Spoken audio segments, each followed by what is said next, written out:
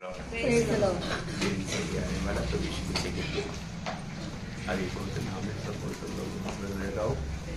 की बड़ी दया है कि प्रभु ने इस मेरी यात्रा में और भी एक बार मिलकर के प्रभु का आराधना करने के लिए प्रभु ने मौका दिया।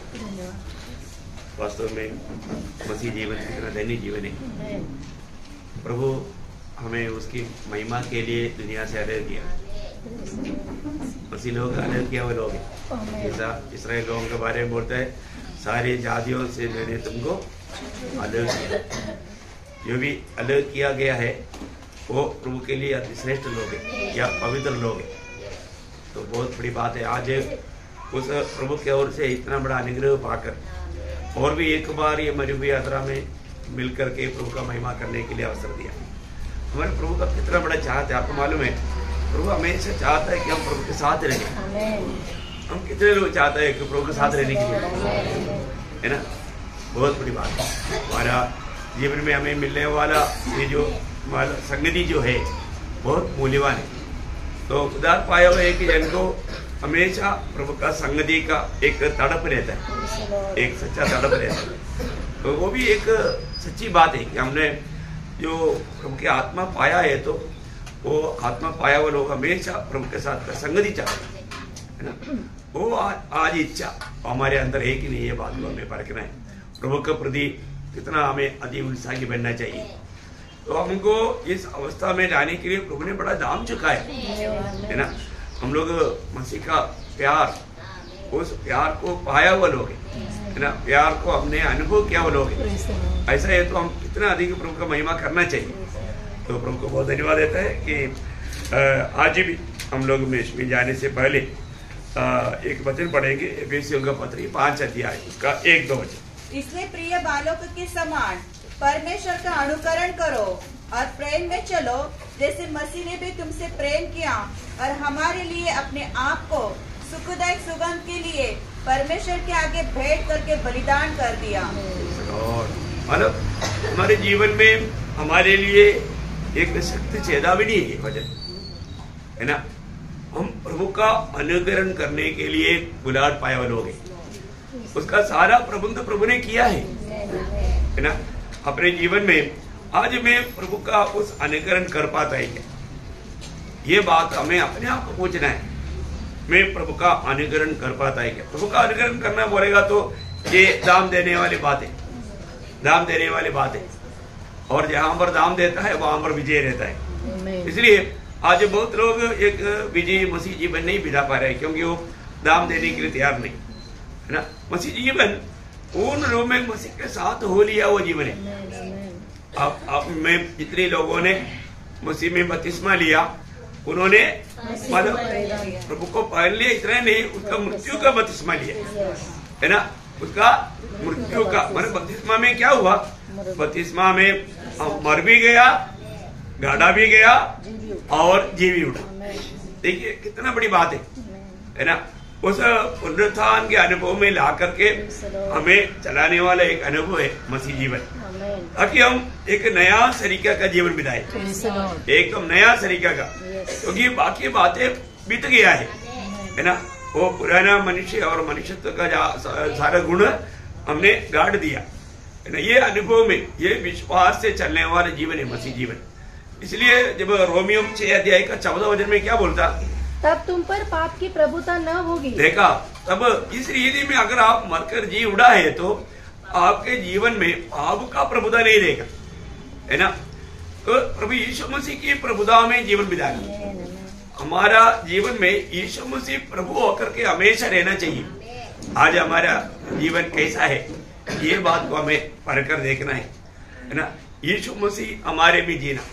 लेकिन हम देखते हैं कि मनुष्य को कई लोग अपनी अपनी इच्छा, अपनी अभिलाषा के अनुसार जीता है ना। अभी आप देखिए पीछे एक हफ्ता कैसे जीवन बिताया हम लोग। यहाँ पर आया, प्रभु का वचन सुना, बहुत कुछ मतलब प्रभु ने हमें वचन के द्वारा बोध किया और तो उसके अनुसार हम जीवन बिताया। हम देखता है तो मतलब प्रभु के लोग 3 प्रकार का अभिलाषा में जीता है। एक खुद की अभिलाषा, खुद की अभिलाषा निभाना उनका जीवन का लक्ष्य है। ऐसा है तो वही एक बहुत बड़ा धोखा में है क्योंकि आपको मालूम है जब नीति वचन 14:12 और 16:25 दोनों वचन में लिखा है कभी एक मार्ग इंसान को अच्छा देख पड़ेगा, आखिर में मृत्यु मिलेगा, वो नाश हो जाएगा। तो आज मैं जब जीवन बिताता है तो मैं अगर मेरी इच्छा में मेरी अभिलाषाओं में जीवन बिताता है तो वो आखिर में मृत्यु है। मैं अपने आप को अगर कुछ करना चाहता है, आज बहुत बार अगर बहुत लोगों के जीवन को सही प्रकार परखेगा तो वो सिर्फ अपने आप को प्रसन्न करने के चक्कर में है, अपने आप को खुश करने के चक्कर में। पर ऐसा है तो व्यक्ति बहुत बड़ा धोखा में है। प्रभु का दृष्टि में उसको आपको मालूम है, प्रभु ने एक बार जब अच्छा फसल काट रहा हुआ एक व्यक्ति का बारे में एक दृष्टांत बताया, वो अपने आप को खुश कर रहा था, है ना। आपको याद होगा लूका का समाचार उसका 12 अध्याय उसका 16 वचन से 21 वचन तक है। परंतु हम देखते हैं कि वो व्यक्ति को प्रभु ने शाबाशी नहीं दिया। वो व्यक्ति जरूर वो अपने आप में खुश था, वो अपने आप को बोलता है खाओ पियो क्योंकि मैं बहुत दिनों के लिए मैंने इकट्ठा किया, वो अपने आप में खुश था, है। आप देखिए परंतु प्रभु ने उसको क्या बोला, हे मूर्ख। ये मूर्ख, इसी रात तेरा प्राण तुझसे ले लिया जाएगा, तब जो कुछ तूने इकट्ठा किया है वह किसका होगा। देखिए बोलने का अर्थ क्या है प्रियो, आज हमारे जीवन में हम अपने आप को खुश करने के चक्कर में है क्या, प्रभु में आने के बाद में भी हम अपने आप को अपनी खुशी के पीछे है, हम अपने आप को आनंदित करना चाहता है। कितना दुख भरा बात है, कोई भी व्यक्ति अगर इस लक्ष्य में है तो वो प्रभु से कितना दूर है ये बात बताता है। हामान जब उनको प्रमोशन मिला तो उन्होंने देखा सब लोग मेरा सम्मान नहीं करता, एक मोर्दकाई सम्मान नहीं करता, तो हामान को क्या हो गया, हामान को गुस्सा आया। देखो वो अपने आप को खुश करने में उलझा ही था, आखिर वो गुस्सा उसका अंध ठहरा, उसको कैसा अंध आया हम लोग देखते हैं। प्रियो हम हर एक पवित्र लोग अपने आप को परखना है कि मैं प्रभु में आने के बाद में मेरे जीवन के लक्ष्य क्या है, मैं सिर्फ अपने खुद का खुशी चाहता है क्या, खुद का खुशी के लिए जीवन बिताता है तो कितना दुखदायी बात है। दूसरा एक इच्छा रहता है दूसरों को मानो खुश करके उनके सामने अपने आप को धर्मी मानो बनाए। प्रभु में आने के बाद वो भी बात गलत है ना। जब गलतियों का पत्री 1 अध्याय का 10 वचन आपको याद होगा, मैं क्या मनुष्य को मनाता हूँ या परमेश्वर को, क्या मैं मनुष्य को प्रसन्न करना चाहता हूँ। यदि मैं अब तक मनुष्य को ही प्रसन्न करता तो मसीह का दास न होता। देखा प्रियो, अगर हम इस रीति की आलोचना में है, लोगों के सामने लोगों को खुश करके अपने आप को एक भक्त दिखाने के चक्कर में है तो मैं आपको बताना चाहता हूँ वो कभी भी प्रभु का जन बन करके जी नहीं सकता, वो एक प्रभु का दास नहीं बन सकता, प्रभु उसको कभी सम्मान नहीं करेगा अपने जीवन में। ये सब मनुष्य का विचार है प्रिय, हमें ऐसा विचारों में जाकर के धोखा नहीं खाना, क्योंकि ऐसा जाएगा तो उसमें गिरेगा। आपको मालूम है जब भजन संगीता में भजन संगीता उसका 5 अध्याय उसका 10 वचन में है ना, उसका वो थोड़ा लंबा वचन है। हे परमेश्वर तू उनको दोषी ठहरा, वे अपनी ही युक्ति से आप ही गिर जाए। बस अपनी ही युक्ति से आप ही गिर जाए, अपनी ही युक्ति से आप ही गिर जाए। देखा कितना खतरनाक बात है, अपनी ही युक्ति से आप ही गिर जाए, है ना। प्रयोग हमारे जीवन में हम ऐसा युक्ति करने वाला नहीं बनना चाहिए, है ना। हम अपनी ही युक्ति से आप ही गिरने वाला अनुभव बहुत खतरनाक अनुभव है, ऐसा कभी नहीं हो। तो यहाँ पर हम किसको अपने जीवन में हर एक बातों में हर एक जो भी काम करता है अपने दिल में क्या चाहते है, मैं प्रभु को प्रसन्न करूं ऐसा इच्छा है क्या, है ना। पौलुस 1 थिस्सलुनीकियों उसका 2 अध्याय का 4 वचन, 1 थिस्सलुनीकियों 2:4। पर जैसा परमेश्वर ने हमें योग्य ठहराकर सुसमाचार सौंपा, हम वैसा ही वर्णन करते हैं, और इसमें मनुष्यों को नहीं देखा, मनुष्यों को नहीं, मतलब मनुष्य को प्रसन्न करना नहीं लक्ष्य, लोगों को कैसे भी उनका दिल को बहकाना नहीं लक्ष्य है।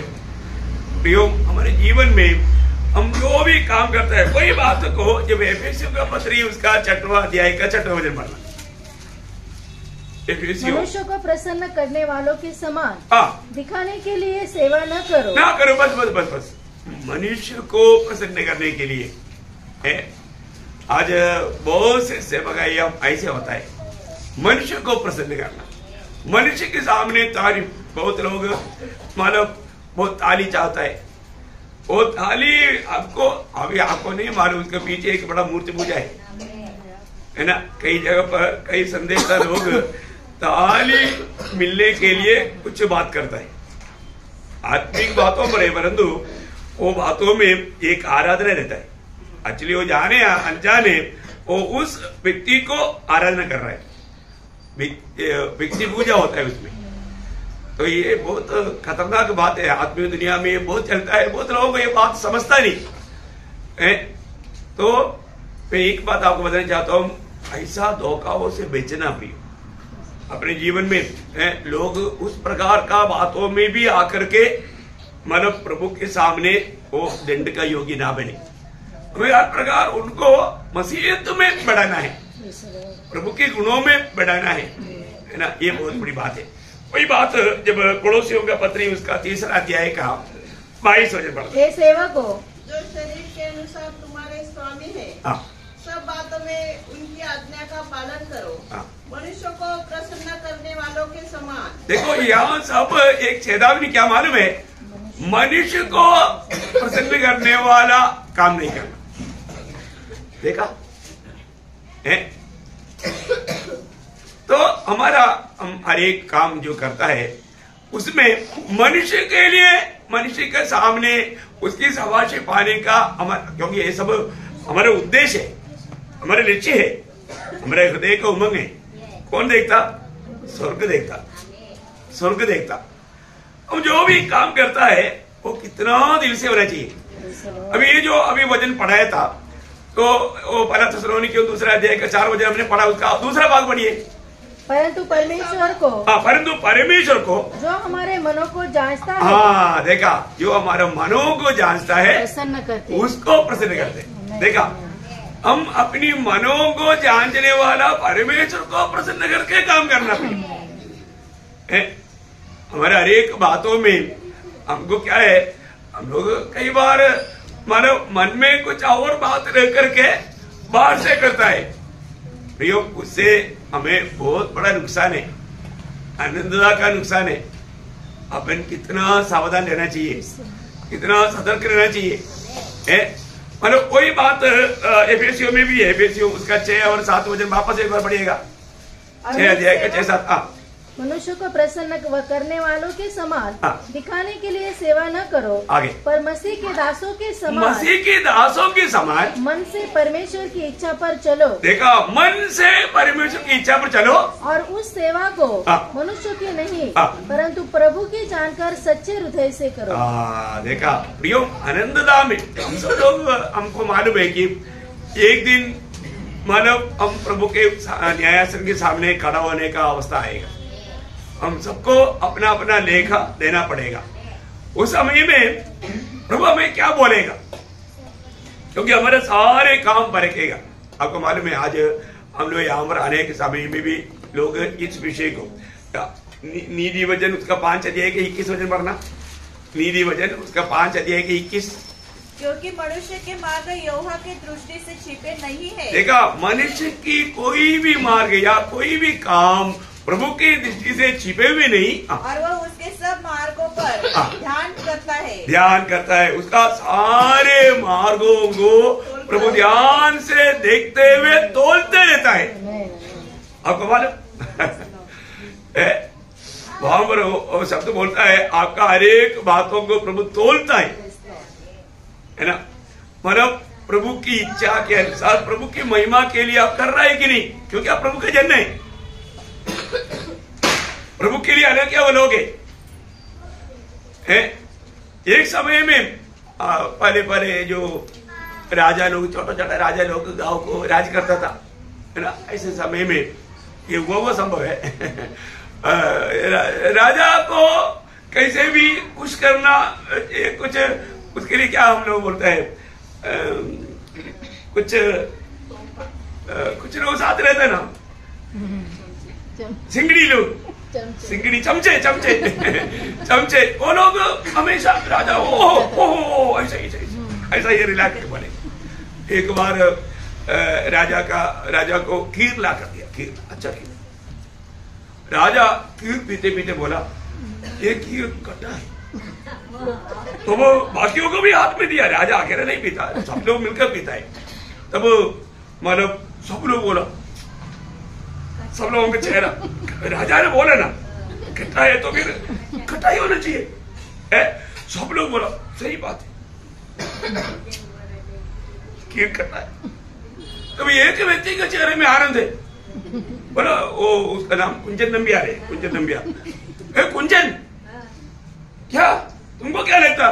उसने बोला मेरे को चीनी का कटा अच्छा लगता। क्या बोला? सच बोला उसने, चीनी कटा रहता है क्या? चीनी तो मीठा रहता। बोलने का अर्थ मेरे को ही मीठा अच्छा लगता, तुम लोगों को खट्टा लगा होगा लेकिन मेरे को मीठा ही है। उसने सच बोला। तो मतलब वो बाकी चमचा लोग क्या है, वो राजा ने जैसे बोला, अभी राजा भी समझ गया कि ये तो मेरे को फंसाएगा ये लोग सच बोलेगा ही नहीं।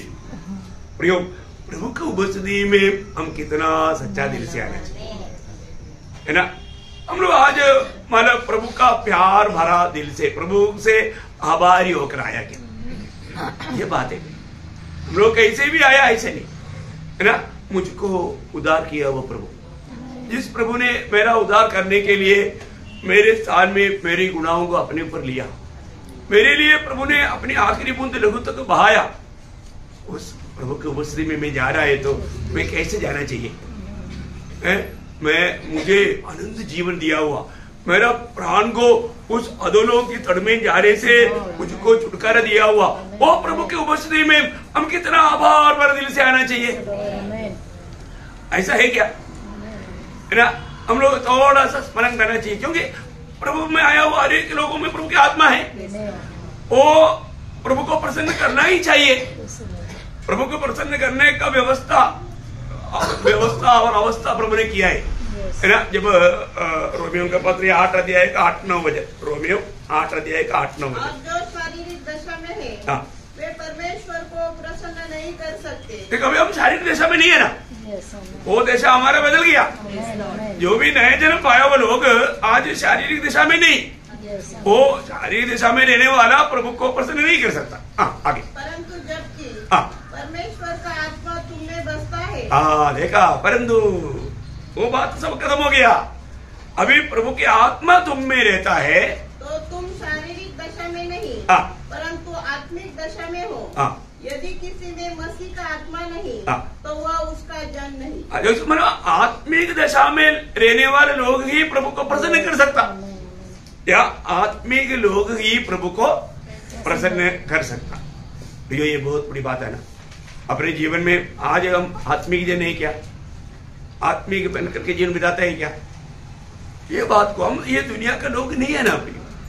हमें प्रभु ने ये दुनिया से अलग किया, प्रभु ने हमें अपने आत्मा दिया।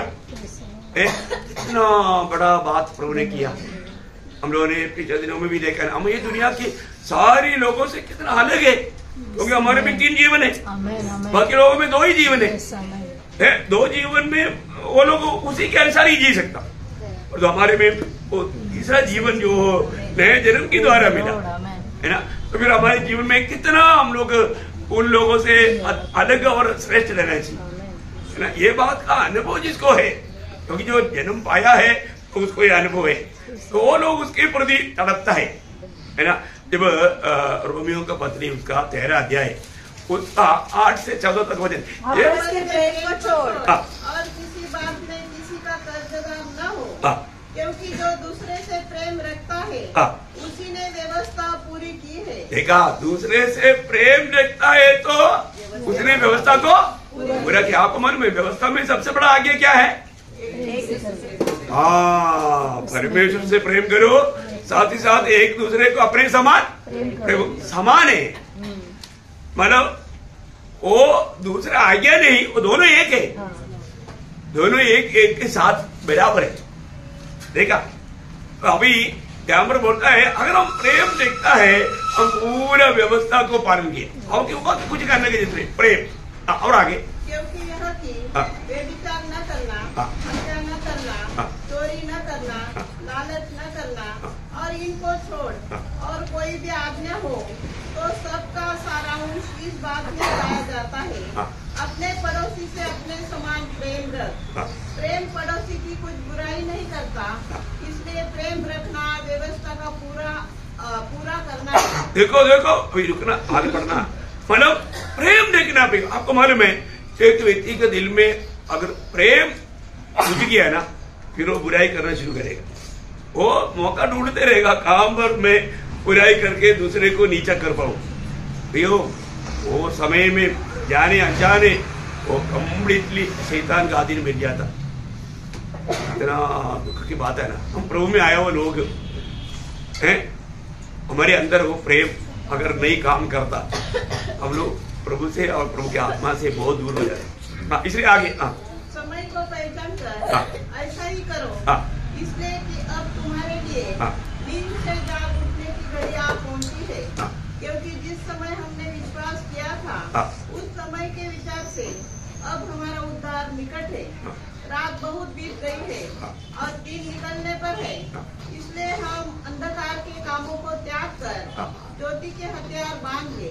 जैसा दिन को शोभा देता है वैसा ही हम सीधी चाल चले, न कि लीला क्रीड़ा और न पियकड़पन में, न व्यभिचार और लुचपन में, और न झगड़े और डाह में, वरन प्रभु यीशु मसीह को पहन लो और शरीर की अभिलाषा को पूरा करने का उपाय न करो। इतना साफ बात है। अभी यहाँ पर कोई एक ज्यादा व्याख्या करने की जरूरत नहीं, क्योंकि उधर इतना स्पष्ट प्रभु ने बताया। प्रियो, हम प्रभु को प्रसन्न करने वाला मार्ग प्रभु ने सारे रूप में बताया।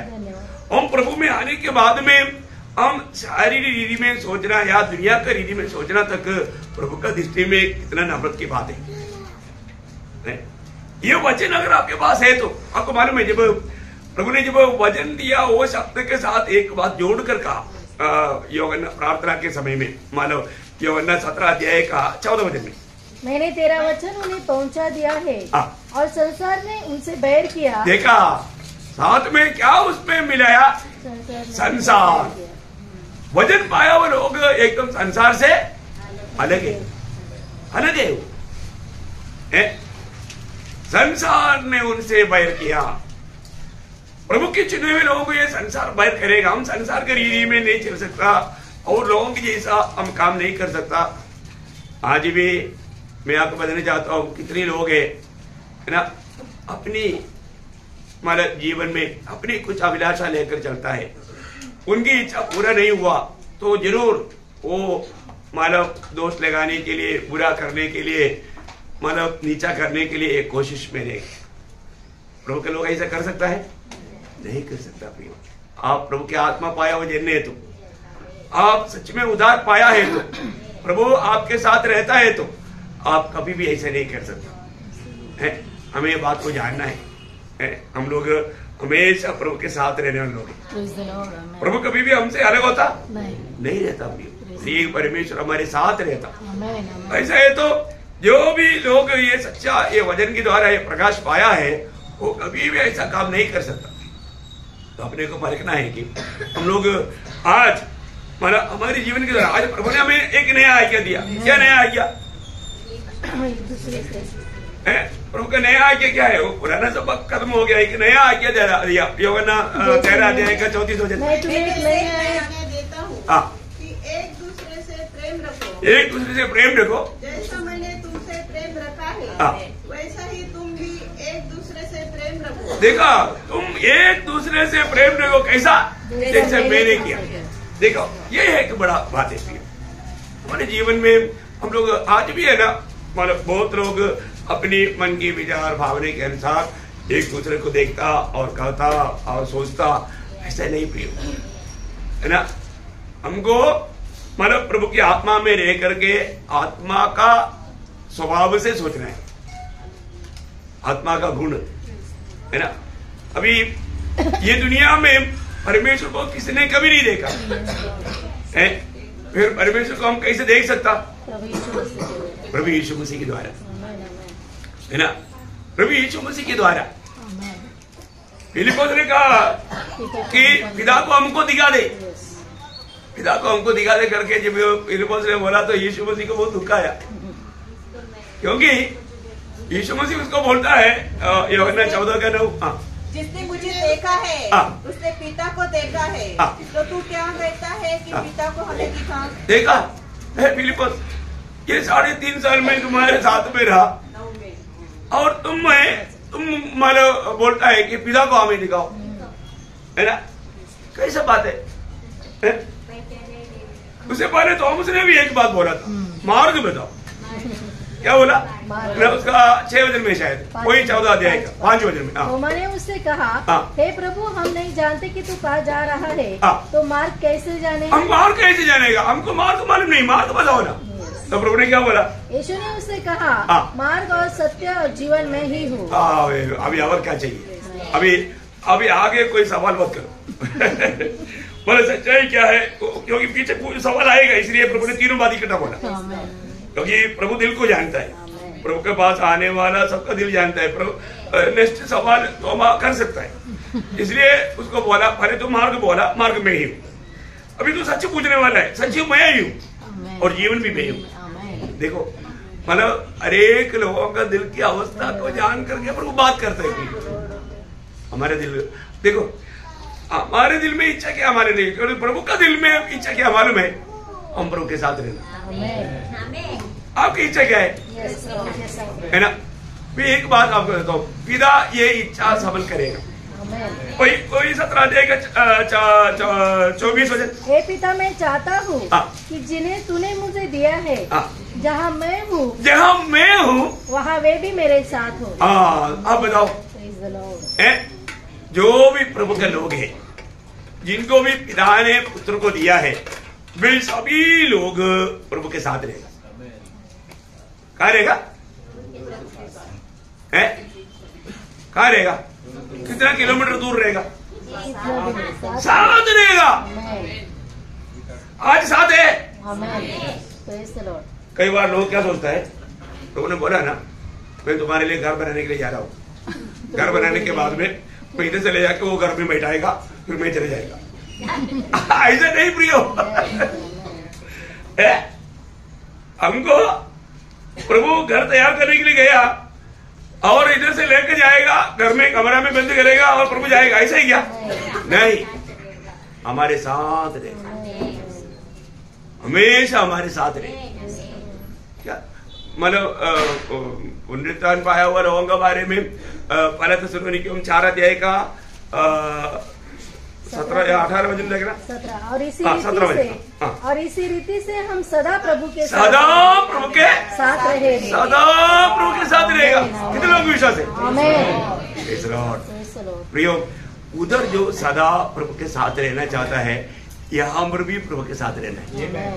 यहाँ पर प्रभु के साथ ना रहते हुए उधर साथ रहेगा, सोचेगा तो धोखा हो जाएगा। क्या समझा है?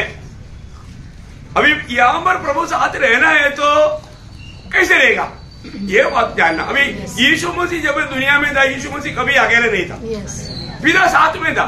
पिता साथ में क्यों था? हाँ, वो बात है। जब यूहन्ना 8 अध्याय का 29 वचन देखो, आप लोग ये बात मालूम है। बेचने वाला मेरे साथ है। क्यों साथ है? उसने मुझे अकेला नहीं छोड़ा। क्यों नहीं छोड़ा? क्योंकि मैं सर्वदा वही काम करता हूँ। अब तब एक बात नहीं, आपका बाइबल में लेगा गलत है, क्योंकि आप करता है सर। क्या बोला? अब तो अभी 1-2 घंटा ऐसा है क्या? नहीं प्रियो, सर्वदा देखो, है ना, हम प्रभु में आने के बाद में मतलब हमको सर्वदा प्रभु के साथ रहना है। और ऐसा नहीं है तो उधर भी साथ में नहीं मिलेगा। तो उधर रहने वाले लोगों का अनुभव यहाँ पर भी प्रभु के साथ रहना, सिर्फ साथ रहना इतना नहीं, यीशु मसीह क्या करता था? पिता को प्रसन्न करता था। प्रभु पिता को प्रसन्न करता था। प्रियो, आज हमें अपने आप को पूछना है, मुझ में मेरा प्रभु प्रसन्न है क्या? कोई एक दूसरे को मत परखना है। हम लोग दूसरे को परखने में हम लोग बहुत तेज। वो उसका कमी, उसका इसका कमी ढूंढने के लिए हमको कितना सामर्थ्य है ना। ऐसे नहीं करना है। अपने आप को परखो, अपने आप को ढूंढो। वो ऐसा है, ये ऐसा है, ऐसा कई कुछ लोग बोलता है। प्रियो, मैं आपको बोलता हूँ, आपको प्रभु का भय होना चाहिए। आप किसी का न्याय करने के लिए प्रभु ने हमको अधिकारी नहीं दे रहे है। आप कभी भी दूसरे के ऊपर दोष मत लगाओ। अपने जीवन कैसा है, मैं आज प्रभु को प्रसन्न करने वाला मार्ग में है क्या, ये बात को हमें परख कर देखना है। रोज रोज देखो, हम प्रभु में आने के बाद में जब कोलोसियों का पत्र उसका 3 अध्याय का 14 वचन, लॉर्ड इन सब के ऊपर प्रेम को जो सिद्धता का कटिबंध है बांध लो। बांधा है क्या? आज यहाँ पर आने से पहले कितने लोगों ने एक कटिबंध बांधा है? हम कहीं भी जाता है तो क्या करना? प्रेम का इस कटिबंध सबके ऊपर बांधने का। इसका मतलब क्या है कि किसी को भी मिले तो प्यार से मिलो, प्रेम में मिलो, प्यार से मिलो, है ना। बहुत बड़ी बात है।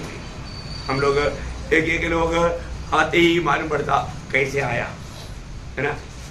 जरूर मतलब प्रभु का प्रेम में, मतलब प्रेम को धारण करके मसीह को धारण किया बोलेगा तो प्रेम को धारण किया, है ना। उसका 2 अध्याय का 6 वचन पढ़ना, 6 और 7।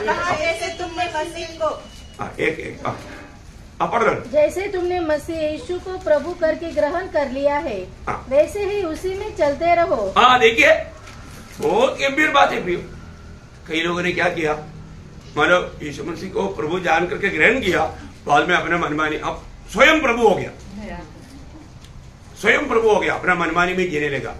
कितना दुख की बात है ना। ऐसा वजन नहीं मानता प्रियो, है। हमारा कामों में, हमारा दिल की विचारों में, भावनाओं में तक यीशु मसीह को प्रभुता देना है, प्रभुता देना है। प्रभु में आने के बाद में यीशु मसीह को हम हर प्रकार प्रभुता दिया नहीं तो उसको मसीह जीवन नहीं कहता। मतलब आप ये वचन थोड़ा और एक बार पढ़िएगा। जैसे तुमने मसीह यीशु को प्रभु करके ग्रहण कर लिया है, वैसे ही उसी में चलते रहो। हाँ, वैसे ही उसी में चलते रहो। मतलब प्रभु मानने के बाद में यीशु मसीह को प्रभुता देते हुए चलते थे, उधार पाया हुआ उस शुरुआत के दिनों में, है ना। हर समय में वचन पढ़ने के लिए, प्रार्थना करने के लिए, गवाही देने के लिए, सारे बातों में बहुत उत्साही थे। प्रभु की खातिर कष्ट सहना बोलेगा तो उसको बहुत मतलब तौबा समझता था उधार पाया हुआ दिनों में। तो आज कैसा है, आज कैसा है, आज हमारे जीवन प्रभु के साथ कैसा है प्रियो? हम सबको मसीह के साथ राज करने का बहुत इच्छा है ना।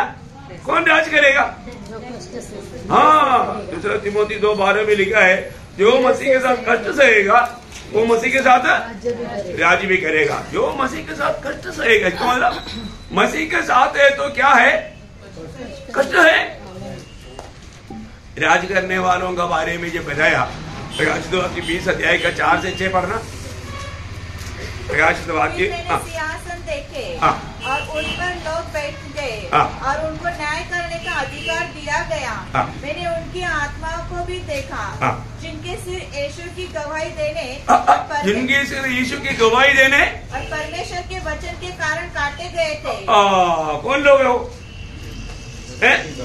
यीशु मसीह की गवाह बनने वाला, प्रभु के वचन बांटने वाला, उनका घेरा काटेगा दुनिया। देखा कष्ट है कि तकलीफ है कि नहीं? वो लोगों को फिर क्या हुआ? और जिन्होंने न पशु की और न उसकी मूर्ति की पूजा की थी, मतलब वो दुनियादारी में नहीं चला, दुनियादारी में बिल्कुल नहीं चला। और न उनकी छाप अपने माथे और हाथों पर ली थी।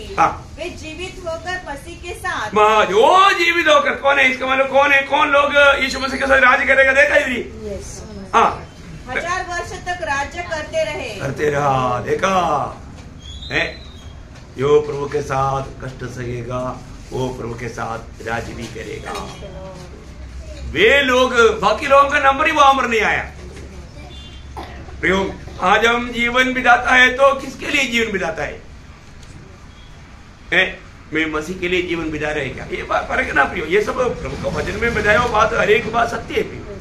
आपको सही विजयी जीवन बिताने का बात बताएगा तो बहुत लोगों को अच्छा नहीं लगता, क्योंकि दूसरा बहुत प्रचार दुनिया में चारों तरफ चलता है। उसमें कोई कष्ट का बात नहीं, पूरा आशीष ही आशीष है। कोई पवित्र जीवन बिताने की जरूरत नहीं, अपने मनमानी में जियो। प्रियो, ऐसा बात नहीं। हर एक बातों का एक क्लियर व्यवस्था है। अपने जीवन में हमें परखना है। यहाँ पर कितने लोगों को प्रभु ने कष्ट सहने का वर दिया है? दिया है क्या? आप नहीं मांगते हुए आपको दिया हुआ, आपके पास है, लेकिन आपको मालूम नहीं। आपने कभी वो पैकेज खोल कर देखा ही नहीं, क्योंकि वो उस मार्ग में चलने की जरूरत नहीं पड़ा। देखा, आप अभी भी अपनी मनमानी के मार्ग में है। इसके मतलब आपको सही, आप विश्वास में चलने वाला है करके नहीं कह सकता। अभी प्रभु को प्रसन्न करना है तो क्या चाहिए? विश्वास चाहिए। विश्वास कहां से आएगा? वचन से आएगा। इसके मतलब ये जो वचन सुनता है वो वचन विश्वास के साथ हमारे में नहीं बैठेगा तो प्रभु प्रसन्न नहीं होगा। कितना बड़ी बात है।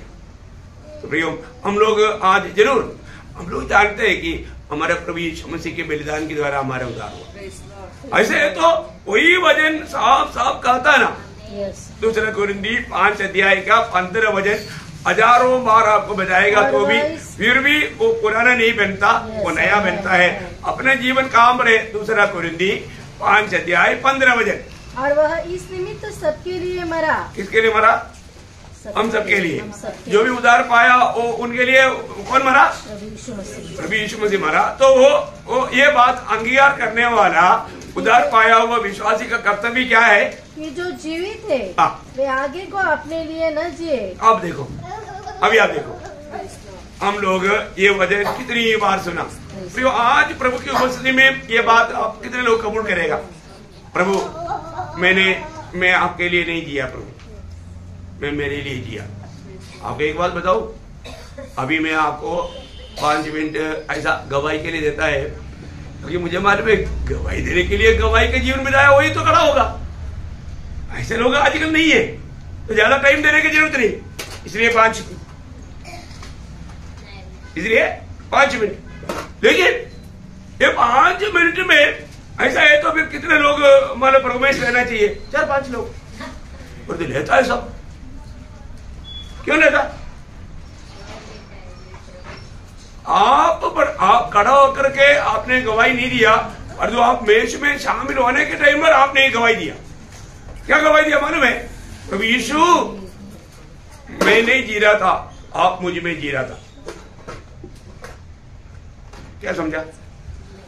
आपने जरूर खड़ा होकर के 2 मिनट गवाही दिया नहीं, लेकिन आपने मैच में शामिल होने के टाइम पर बोला, प्रभु यीशु, मैं मुझ में नहीं जी रहा था, मुझ में मसीह जी रहा था। देखा, ये बात सच है, ये बात सच है। यो मैच में शामिल होने वाला व्यक्ति को ये परखना चाहिए। अभी वो वचन पूरा पढ़ो। और वह इस निमित्त सबके लिए मरा कि जो जीवित है। ये इस निमित्त, देखो आपको हिंदी आता है ना, ये मराठी में पढ़ो। इस निमित्त वो मरा, आगे को वे आगे को अपने लिए न जिए। हाँ, आगे को अपने लिए नहीं जीना, परंतु उसके लिए जो उनके लिए मरा और फिर जी उठा। कौन आपके लिए मरा? सच में? तुम्हें किसके लिए जीना चाहिए? यीशु मसीह के लिए जिया। एक व्यक्ति को भी इस एक हफ्ता में मतलब आपका गवाही दे पाया, एक व्यक्ति को भी सुसमाचार दे पाया है? अगर नहीं दे पाया, मैं आपको बोलता हूं, आप कितना प्रभु का नियुक्ति से, प्रभु की इच्छा से बहुत दूर है। आज हमारे चारों तरफ लोग पाप में जीकर मरकर नरक में जा रहा है, उन आत्माओं के बारे में हमको बोझ नहीं। कितना दुखदायी बात है प्रियो। यीशु मसीह जैसा ये दुनिया में था वैसा ही पिता ने हमको पुत्र का स्थान में रखा है। आज ये सब वचन आपको याद होना, ये वचन को आपको प्रकाशन करके मिलेगा तभी वो काम होगा। पहला यूहन्ना 4:17 वचन का आखिरी भाग, पहला यूहन्ना 4:17 का आखिरी भाग। जैसा कारण जसा तो आहे जैसा तो आहे तसे ह्या जगात आपणही आहो, अपनी ही आहो। देखा, सबको समझ में आया? जैसे वो है वैसा हम भी ये दुनिया में हो जाए। आप बताओ है? इसलिए आज यीशु मसीह किसी को भी आकर के बात नहीं करेगा, और यीशु मसीह बात करेगा किसके द्वारा? हमारे द्वारा, मेरे और आपके द्वारा, है ना। जब दूसरा कोरिन्थी 5:20 होते, ये दोनों शब्द बहुत ध्यान से सुनना। हम मसीह के राजदूत हैं, मानो परमेश्वर हमारे द्वारा विनती कर रहा है। कौन कौन विनती कर रहा है? परमेश्वर। ये टॉमी विनती नहीं करता, टॉमी विनती कर रहा है तुम ऐसा करो, ऐसा ही क्या? नहीं, टॉमी के द्वारा परमेश्वर विनती कर रहा है। कौन विनती कर रहा है? परमेश्वर। परमेश्वर। वचन समझ में आया? वो वचन वापस एक बार पढ़ो। इसलिए हम मसीह के राजदूत हैं, मानो परमेश्वर हमारे द्वारा विनती कर रहा है। देखा, हमारे द्वारा कौन विनती कर रहा? परमेश्वर। परमेश्वर, परमेश्वर। इसका मतलब प्रभु का जग में प्रभु ने हमें खड़ा भी किया, और प्रभु आज हमारे द्वारा दुनिया से विनती कर रहा है। विनती कर रहा है, इतना बड़ी बात है। इसका मतलब आज हमें किसको जीना चाहिए? मसीह को जीना चाहिए। प्रियो, हम कैसा भी जीवन बिताया है ना, मतलब वो व्यक्ति कितना बड़ा धोखा खाएगा। आज भी प्रभु आ सकता है प्रियो, हम प्रभु के आगमन की बहुत ही निकटता में। तो मैं आज आग्रह करता हूं कि अपने जीवन में हर एक दिन फर्क है प्रियो। आज प्रभु मुझ में प्रसन्न है क्या? प्रभु कब प्रसन्न रहेगा? प्रभु की इच्छा पूरी। मैं प्रभु का इच्छा जान करके उस इच्छा में बना रहे तब। देखो, यीशु मसीह को पिता जितना प्रेम करता है उतना हमसे भी प्रेम करता है। आमेन, आमेन। वो प्रेम को हम जानना है, और वो प्रेम हमको विवेश करना, उस प्रेम में मसीह जीवन बिताना। नहीं तो देखो, न्यायासन के सामने सब जल जाएगा, खत्म हो जाएगा, निश्चित हो जाएगा, दुखदायक अवस्था बनेगा, है ना। हम हमेशा प्रभु को देखेगा, प्रभु का वो महिमा को हम लोगों को धारण करने के लिए मौका मिलेगा। इतना धन्य अवस्था वो। मैं आपको बोलता हूँ, बुढ़ाट पाया वो लोग अनंतता का बातों पर ध्यान देना चाहिए, उसका ध्यान करके जीना चाहिए, है ना। तो एक सच्चा मसीह जीवन का महान रहस्य, और थोड़ी देर के बाद में आपको संदेश में मैं बोलने जा रहा हूँ। बहुत गहरी बात है, बहुत प्रार्थना के साथ रहना, तभी वो बात आप समझेगा। तो प्रभु ये वचनों के द्वारा आप सबको आशीष दे, प्रभु को महिमा मिले।